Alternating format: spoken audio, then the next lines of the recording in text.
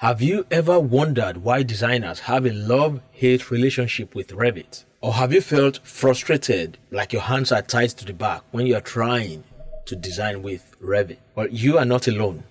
And in this video, I will dive into the brief history of Revit to uncover the real reason why creative designers feel frustrated when trying to design with Revit.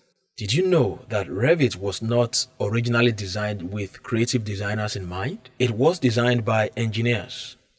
And why is that significant? The fact that Revit was designed by engineers. Why is that piece of history significant? Before I explain that, let me share what a Redditor said about Revit.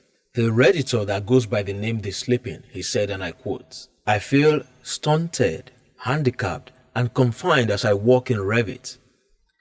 The joy I get from freehand sketching or working in Rhino or even AutoCAD are not there.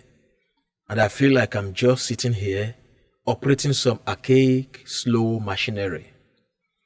If there was an equivalent of a brain fog for your hands, this is it." And I think that pretty much summarizes how designers feel. But why? To understand that, here is a brief history about Revit. You see, before Autodesk acquired the software that we now know as Revit, it was originally developed by two engineers who had previously worked on a mechanical design engineering software. Now they decided that it would be good to bring the parametric advantage in the mechanical world to the construction industry. Why is that piece of information significant? Well, engineers are trained to be logical, where creative designers are guided by creative principles. This fundamental difference in mindset explains why engineers design their machines, in this case their software, differently. And this is at the core of why sometimes Revit feels like a brain fog for your hands. In his book, The Design of Everyday Things, Donald A. Normal explains the situations further. Engineers are trained logically.